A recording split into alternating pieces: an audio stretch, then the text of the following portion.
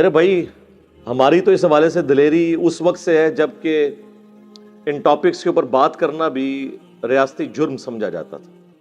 یعنی آج سے 10-12 سال پہلے کی بھی آپ میری ویڈیوز دیکھیں تو میں نے ہمیشہ ایکسٹرا جوڈیشل ایکٹیویٹیز جو ہیں ماورائے عدالت کام، خواہ وہ کوئی مذہبی جماعت کرے توہین مذہب کے نام کے اوپر، یا کوئی ریاستی ادارہ حب الوطنی کے نام کے اوپر، میں نے ہمیشہ ڈنکے کی چوٹ پہ اس کی مذمت کی ہے اور آج تک کر رہا ہوں. آج کل تو فیشن بن گیا ہے کیونکہ اب تو ریاستی پالیسی یہ بن چکی ہے. اسی کے تحت ضرب عضب اور رد الفساد، آپ کو پتہ ہے یہ 2 فوجی آپریشنز پاکستان میں شروع ہوئے. آج تو حالات بڑے سازگار ہیں اس طرح کے معاملات میں بولنے پہ. اس وقت جب کہ ہمارے ریاستی اداروں نے ان مذہبی جماعتوں کو، دہشت گرد تنظیموں کو گود لیا ہوا تھا امت کے اور پاکستان کے وسیع تر مفاد میں تو اس وقت بھی کہتا تھا کہ تواڈے گاٹے فٹ ہون گے، اور دیکھو پھر کیسے گاٹے فٹ ہوئے نے. ہن لیندے ہی نہیں پہ، ایک گاٹا لا کے لگتا ہے لواؤن کے، اللہ نہ کرے ایسا ہو.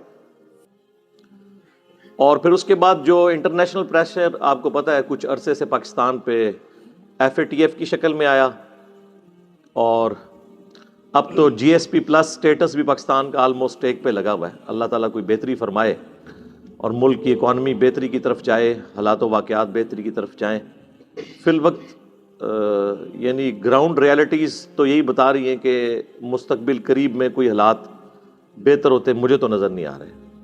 اللہ کرے کہ معاملہ کوئی بہتری کی طرف چلا جائے انشاءاللہ تعالی. اب یہ جو میرے بھائی جو کچھ ہوا، اس کی جڑیں جو ہیں وہ بہت پرانی ہیں. 40 سال سے ہم نے اپنی غلط پالیسیز کی وجہ سے جو فصل بوئی تھی، آج اس کا رزلٹ ہمارے سامنے ہے. ایک دن میں تو اتنی بڑی خرابی نہیں آتی، ایک دن میں تو دیمک نہیں چاٹتی، ایک دن میں تو زخم کینسر نہیں بن جاتا. اس کو وہ کہتے ہیں نا، تھیندے تھیندے تھین جاندہ ہے بندہ. یہ وہ والا معاملہ ہوا ہے. آہستہ آہستہ معاملات خراب ہوئے، اور اس طرح کی جتنی بھی ایکٹیویٹیز ہو رہی ہیں، میں اس میں پہلے نمبر پہ مجرم اگر کسی کو سمجھتا ہوں تو وہ ہماری ریاست ہے، ریاستی ادارے ہیں جن کی سرپرستی ہماری مذہبی جماعتوں کو اتنا عرصہ تک حاصل رہی، امت اور پاکستان کے وسیع تر مفاد میں، انورٹڈ کاماز کے اندر. اس کے بعد مذہبی جماعتیں، اور اس کے بعد پھر ہماری جاہل عوام. لیکن ڈرائیونگ سیٹ کے اوپر ریاست ہوتی ہے. اس میں چاہے ہمارے حساس ادارے ہوں، چاہے ہماری پولیٹیکل پارٹیز ہوں، حکومتی عہدے داران ہوں، یہ سب کے سب اس معاملے میں مجرم ہیں. سب نے یہ مل کے حصہ ڈالا ہے جس کا آج ہم رزلٹ بھگت رہے ہیں. یہ تو جس کے ساتھ ہوتی ہے اس کو پتہ چلتا ہے. بخاری اور مسلم کی متفقن علیہ حدیث ہے، اللہ کے محبوب صلی اللہ علیہ وآلہ وسلم نے فرمایا کہ کسی کو آگ میں جلانا، یہ عذاب صرف اللہ تعالیٰ کے ساتھ خاص ہے کہ وہ اپنے مجرمین کو قیامت کے دن آگ میں جلائے گا. کسی مخلوق کے لیے روا نہیں کہ کسی دوسرے کو آگ میں جلائے. کافر ہو مسلمان ہو، آپ یہ کام کر ہی نہیں سکتے. تم لوگ یہ سمجھ رہے ہو کہ ہم اس طرح کے معاملات کر کے تو ہم جنت میں چلے جائیں گے، اور ایسے مواقع پہ وہ لوگ آپ کو زیادہ تر بڑھ چڑھ کر آگے نظر آئیں گے جنہوں نے زندگی میں نماز بھی کبھی نہیں پڑھی ہوئی ہوگی. اس طرح کے کام کرنے میں، لوگوں کو قتل کرنے میں، املاک کو آگ لگانے میں، ATM مشینز لوٹنے میں، دنگا فساد کرنے میں، یہ سب سے آگے آپ کو نظر آئیں گے، کیونکہ ان کو پٹی یہ پڑھائی گئی ہے کہ یہ سب سے آسان ذریعہ جنت میں پہنچنے کا.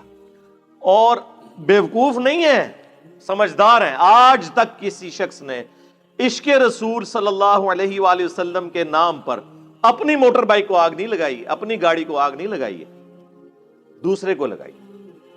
لہذا آپ یہ بھی نہیں کہہ سکتے کہ کوئی بونگے ہیں، بہت سمجھدار ہیں. اور اس وقت ملک جس تباہی کے دہانے پہ پہنچ چکا ہے نا، میں سمجھتا ہوں کہ اگر اب بھی ہمارے بڑوں کو عقل نہ آئی تو یہ گلی گلی قتل و غارت ہوگا. ہمارے جو ریاستی اداروں کے بڑے ہیں، پولیٹیکل جماعتوں کے بڑے ہیں، انہوں نے تو زیادہ تر نے دوہری شہریت لی ہوئی ہے، دوسرے ملکوں میں انہوں نے بھاگ جانا ہوتا ہے ریٹائرمنٹ کے بعد۔ ہمیں پوری زندگی یہ لوگ حب الوطنی کے درس دیتے رہتے ہیں، نیشنلزم کے درس دیتے رہتے ہیں، پاکستان سے محبت، قومی ترانے یہ چلا چلا کے دماغ خراب کرتے رہتے ہیں، اور خود آپ دیکھ لیں یہ پرانے جتنے ڈکٹیٹر باہر گئے ہوئے ہیں، ہمیں آگ میں جھونک کے پرویز مشرف بھاگا ہوا ہے نا یہاں سے، دیکھ لیں۔ جب تک مر نہیں جاتے جان نہیں چھوڑتے۔ ضیاء الحق نے مر کے ہی جان چھوڑی ہے نا، ورنہ جو اس وقت پالیسیز اس نے سیٹ کی تھی، جو سعودیہ اور ایران کی پراکسی وار کو یہاں پہ سپورٹ کر کے، وہ آج تک ہم بھگت رہے ہیں۔ اب دیکھ لیں میڈیا کے اوپر کیا ساری گالیاں جو ہیں وہ پولیٹیکل گورنمنٹس کو، پرائم منسٹر کو کھانی پڑ رہی ہیں، کیونکہ ہماری عوام کا جو ہے اتنا نالج تو ہے نہیں، ان کو پتہ ہی نہیں ہے کہ معاملات ٹوٹی کمند کہاں۔ جس طرح محرم کے دنوں میں بیٹھ کے سارے یزید کو رو رہے ہوتے ہیں، اور سسٹم تو پیچھے سے خراب ہوا ہے، اس کی کوئی بات ہی نہیں کرتا۔ یہ تو فیشن ہے نا یزید کو رو لینا، آسان بھی ہے، دوسرے پہ بات کرنا ذرا مشکل ہے۔ لیکن میں آپ کو بتاؤں، اللہ کا شکر ہے اب ہمارے ریاستی اداروں میں پالیسی شفٹ آیا ہے، ان میں اتنا حوصلہ پیدا ہو گیا ہے کہ انہیں اپنی غلطیوں کا احساس ہوا۔ جبھی تو کچھ عرصے سے ہمارے پرائم منسٹر صاحب کئی ملکوں کے دوروں پہ، پریس کانفرنسز کے دوران، انٹرویوز کے دوران اعلانیہ طور پہ یہ مان چکے ہیں کہ ہماری پرانی جو پالیسیز تھیں وہ بالکل غلط تھیں۔ یہ لادہ بات ہے کہ ہمارے ریاستی اداروں کے کیے ہوئے جرائم کی توبہ کا اعلان ہمارے پرائم منسٹر کو کرنا پڑ رہا ہے۔ یہ ہے دکھ کی بات۔ چلے پھر بھی ہم کہتے ہیں ٹھیک ہے، پولیٹیکل گورنمنٹس کو ہی بوجھ اٹھانا چاہیے اداروں کی غلطیوں کا، لیکن ان کو بھی کچھ اس حوالے سے خیال کرنا چاہیے کہ وہ بھی مستقبل کے لیے اپنی کوئی جو ڈائریکشن ہے اس کو درست کر لیں۔ آپ کو پتہ ہے کچھ عرصہ قبل خوشاب کے اندر ہمارے اسٹوڈنٹ عمران بھائی جو بینک مینیجر تھے رحمہ اللہ تعالی، ان کا بے دردی سے ایک گارڈ نے قتل کر دیا۔ ہمارے اسٹوڈنٹ تھے، آپ ان کے جو فیس بک کا پیج ہے اس پہ کئی ایک ویڈیوز میری انہوں نے اپلوڈ کی ہوئی تھی، اور لوگوں کی بھی کی ہوئی تھی، اور مسئلہ کوئی اور تھا۔ ایک ایک گھنٹے کی جا کے یہ لوگ نمازیں پڑھتے ہیں، اور وہ بھی صرف ڈیوٹی آورز کے اندر۔ جب گھر آ جاتے ہیں تو ایک سلام امام کے پیچھے ہوتا ہے، دوسرا جوتیوں والی جگہ پہ ہوتا ہے۔ اور اگر کوئی شخص سمجھا دے کہ میرے بھائی یہ نوافل جو ہیں یہ کوئی ضروری نہیں ہے، یا ان کو آپ بعد میں پڑھ لو، آپ ڈیوٹی اپنی صحیح طریقے سے ادا کرو، اس بات کا غصہ نکالنے کے لیے اس کی پلی لی جائے، اور پلس اس کو توہین مذہب کا نام دے کر کہ جی یہ تو انبیاء کا گستاخ ہو گیا۔ یہ بھی ہم اپنی طرف سے طے کر لیتے ہیں کہ کون سی چیز جو ہے وہ انبیاء کی گستاخی ہے۔ انہیں شہید کر دیا گیا، بعد میں خیر مذمت کرتے رہے، ابھی تک اس کے قاتل کو سزا ہوئی کوئی نہیں ہے، صرف کورٹ نے ڈیسیژن کیا ہے۔ اور ماشاءاللہ پچھلے دنوں آپ نے دیکھا ہمارے چیف جسٹس صاحب کس طرح گرجے ہیں۔ یار یہ لوگ بعد میں اپنی تقریریں دیکھ کے شرمندہ بھی نہیں ہوتے؟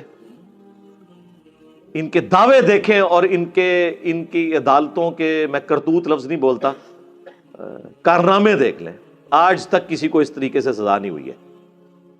اور کسی اگر جو کوئی مجبور شخص جس کے اوپر اس طرح کا توہین مذہب کا الزام لگا، اس کو اگر عدالتوں نے چھوڑ بھی دیا شواہد ناکافی ہونے کی وجہ سے یا جھوٹا الزام ہونے کی وجہ سے، عوام نہیں اسے چھوڑتی، وہ عدالت سے بری ہوتا ہے۔ یہ کچھ عرصہ پہلے کی بات ہے، ہمارے جیلم شہر کی تحصیل ہے پنڈ دادن خان، وہاں پہ وہ ایک مولانا صاحب تھے، جماعت اسلامی سے ان کا تعلق تھا، ان پہ اس طرح توہین مذہب کا جھوٹا الزام لگا، کافی سال انہوں نے قید کاٹی، بعد میں ثابت ہوا یہ بالکل غلط ہے۔ بیچارے وہ پہلا جمعہ پڑھانے آئے ہیں تو وہ باہر نکلے ہیں تو ان کو شہید کر دیا گیا گولیوں کی، اور ان کے ساتھ بیٹا بھی شہید ہو گیا۔ یعنی وہ عدالتیں چھوڑ بھی دیں، عوام نہیں چھوڑتی۔ تربیت ہی ایسی ہوئی ہوئی ہے، عوام کو کون سمجھائے جی؟ لہٰذا آپ یہ سمجھ رہے ہیں جب آپ کسی پہ الزام لگا دیتے ہیں نا توہین مذہب کا، جھوٹا بھی، وہ مارا گیا، اب اسے کوئی دنیا کی طاقت بچا نہیں سکتی ہے، کیونکہ عدالت چھوڑے گی بھی تو عاشقان رسول سو کالڈ تیار بیٹھے ہوئے ہیں اپنی جنت پکی کرنے کے لیے اس کو جنت میں بھیج کے کیا کریں گے؟ یہ سری لنکا والا جو واقعہ ہوا آفیسر کا،